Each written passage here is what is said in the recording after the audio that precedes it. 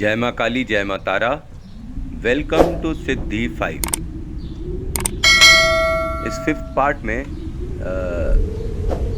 मैं एक अपनी प्रार्थना से स्टार्ट करता हूँ, जो अक्सर हम सब करते हैं। हम लोग जब भी भगवान के सामने जाते हैं, हम इतने भावुक हो जाते हैं कि हम लोग कहते हैं हमें कुछ नहीं चाहिए, हमें कुछ नहीं चाहिए, हमें बस आप चाहिए। ऐसे ही एक दिन मैं अपने गुरु से कह रहा था जाप के दौरान अपने मन में कि हमें कुछ नहीं चाहिए, हमें बस आप चाहिए, हमें बस आप चाहिए। आप हमें गुरु और सच्चे मित्र के रूप में हमेशा प्राप्त हो। तो वो मुस्कुराए और बोले, भाई तू मुझे एक चीज़ बता। अब ध्यान में ही मुझे कोई आवाज़ सुनाई पड़ रही है। तो मैंने बोला कि बोलिए। तो उन्होंने बोला, भाई तुझे कुछ नहीं चाहिए, तुझे हवा नहीं चाहिए, पानी नहीं चाहिए, तुझे खाना नहीं चाहिए। अगर ये सब तू त्याग देगा तो तू मर जाएगा। तो तू एक बात बता भाई, तुम अपने मरने की कामना क्यों कर रहा है?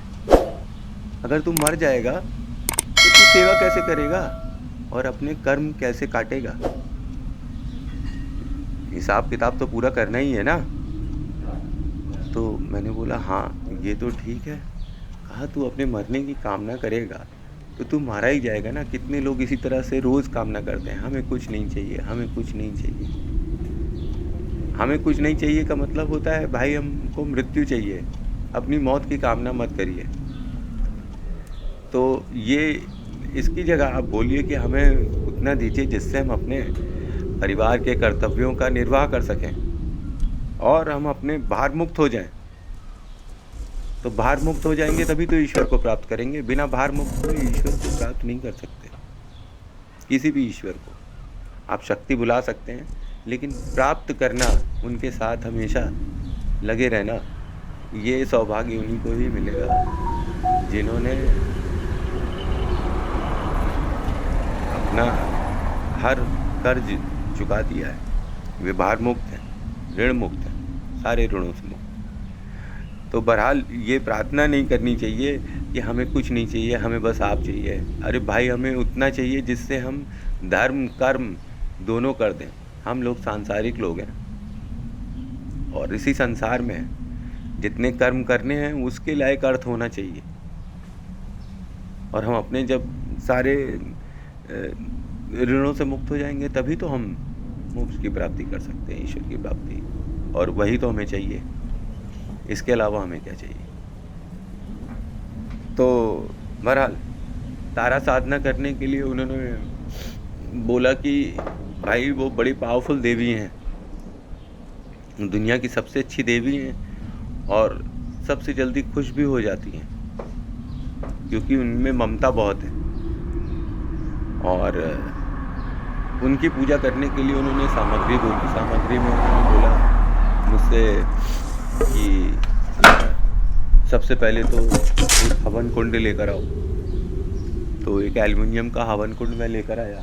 एक पंचमुखी दीपक लेकर आओ जो कि हवन कुंड के अंदर स्थापना करनी होगी। और एक पीतल की 2 प्लेट्स और एक मुखी पीतल का दीपक, मिट्टी के 108 दीपक और एक रुद्राक्ष की माला 108 मनकों की और लौंग, इलायची,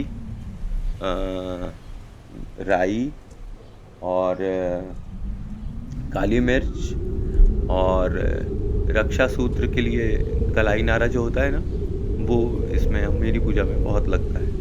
कलाई नारा और फिर सरसों का तेल और सरसों के तेल के बाद हल्दी, कुमकुम, चावल, पीली सरसों, लौंग और अगरबत्ती, धूप, गूगल और एक वुडन आर्म रेस्ट जाप के लिए और एक ग्लास पानी का, एक जग, एक परफ्यूम की बोतल, एक जिसमें अल्कोहल हो जैसे डिओड्रेंट होता है, और एक जो वो होती है अरे यार, जो क्रिश्चियंस लोग अपने उसमें नहीं पानी छिड़कते हैं, गुलाब जल छिड़कने वाला, वो। और उसके बाद उन्होंने कहा आम की लकड़ी चाहिए उसके लिए, और कपूर चाहिए, और देखिए मैं कुछ भूल ना जाऊँ बताना। मैं अपनी मंदिर को देख रहा हूँ कि उसमें मैंने क्या क्या रखा हुआ है, मुझे सब याद है कि नहीं। मैं चढ़ाते वक्त तो मुझे उतना कोई याद नहीं रखता हूँ मैं, लेकिन माता की है। और चुनरी चाहिए होगी माता की चढ़ाने के लिए, एक शीशा चाहिए होगा, श्रृंगार का सामान चाहिए होगा, और करीब 1 किलो आटा चाहिए होगा, और प्लेट्स प्लेट्स जो है वो स्टील की चल जाएंगी, स्टील की प्लेट्स चल जाएंगी। तो अब ये सारी सामग्री चाहिए थी। और इनकी स्थापना के लिए उन्होंने कहा कि कोई भी चीज़ जो तुम बाज़ार से लेकर आओगे तो उसमें चार्जिंग नहीं होगी, जान नहीं होगी। अगर तुम्हें उसमें जान डालना है तो सबके ऊपर 108 जाप करना होगा, हर चीज़ के ऊपर। कोई भी ऐसी चीज़ अपने मंदिर में नहीं रखना जो कि चार्ज ना हो। धीरे धीरे कर कर तुम रोज़ चार्ज करोगे हर चीज़ को, तो तुम्हारी माला जाप भी हो जाएंगी और चीज़ें चार्ज भी हो जाएंगी। बिना चार्ज किए कोई भी चीज़ स्टेबल नहीं रहेगी। तो मैंने कहा कि अच्छा ठीक है। फिर उन्होंने कहा अब मैं तुम्हें अष्टभैरवी यंत्र बनाना सिखाऊंगा, जिसमें तुम, हाँ, एक हनुमान चालीसा भी चाहिए होगी, जिसमें तुम हनुमान चालीसा रखकर ज्योत प्रज्वलित करना जब तक तुम साधना कर रहे हो। तो मैंने कहा ठीक है। फिर जैसे उन्होंने कहा वैसे मैंने सेटिंग कर दी, और मुझको तो समझ में नहीं आ रहा था वो मुझसे क्या करा रहे थे, पर फिर भी मैं कर रहा था। इस दौरान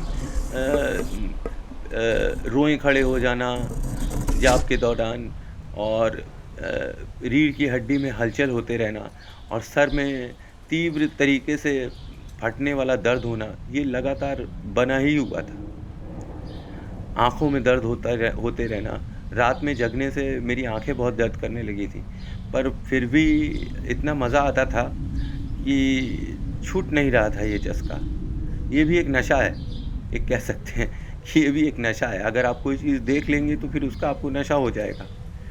खैर ये सारी सामग्री आ गई, तो रात में मैं अपना आसन जमाकर, उन्होंने कहा मेरा ही वही 3 सफ़ेद कपड़ा यूज़ करो तारा माँ की साधना के लिए, क्योंकि तुमको कुछ जादू तो करना नहीं है, तुम्हें तो दर्शन करने हैं। हमने कहा हाँ मुझे तो दर्शन करने हैं।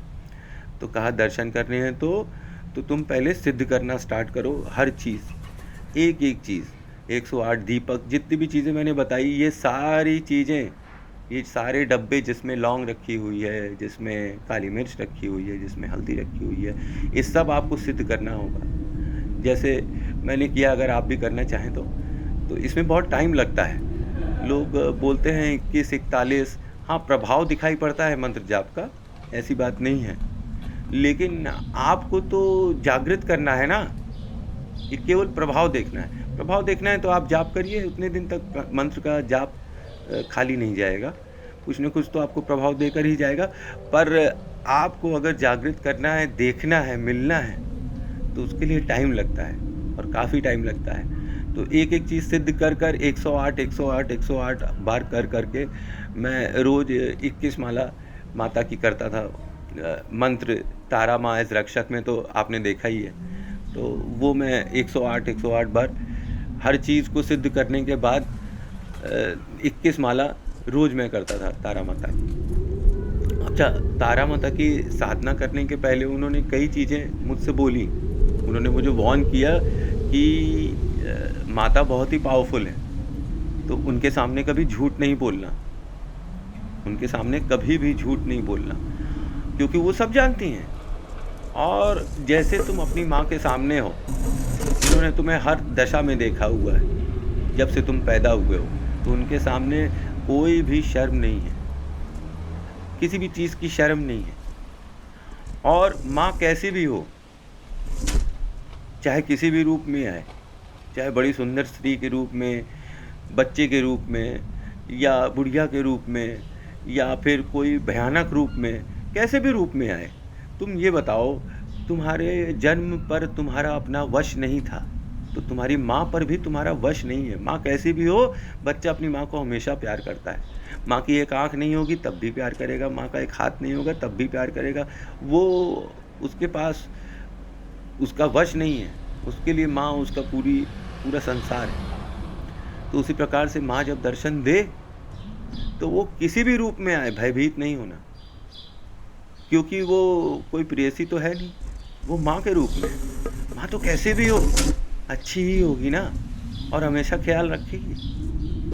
तो माँ किसी भी रूप में हो, उसको स्वीकार लेना। इसके अतिरिक्त गुरुजी ने मुझसे कहा कि तुम्हें एक कन्या पूजन भी करना होगा। तो किसी ऐसी स्त्री का ध्यान करना और उसके पैरों की छाप लेकर आना, जिसके लिए तुम्हारे मन में कभी मलिनता ना आए, कभी भी तुम उसका बुरा ना करो। अच्छा, ये ऐसी स्त्री कौन हो सकती है? ऐसा कौन सा रिलेशन हो सकता है जिसके बारे में सोचने पर हमारे मन में कभी मलिनता ना आए, या उसके लिए कभी हमारे मन में बुरा ख्याल ना आया हो?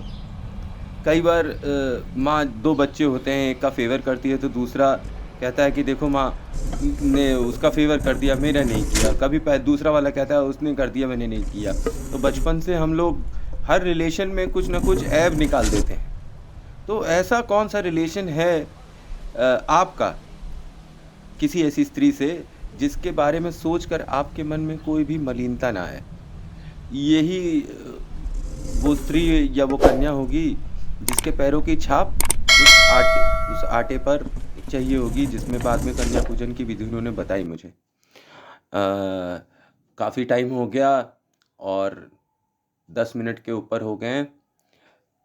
आगे का हाल जानने के लिए कीप ऑन वॉचिंग माई सिद्धि यात्रा story part 6 coming soon coming soon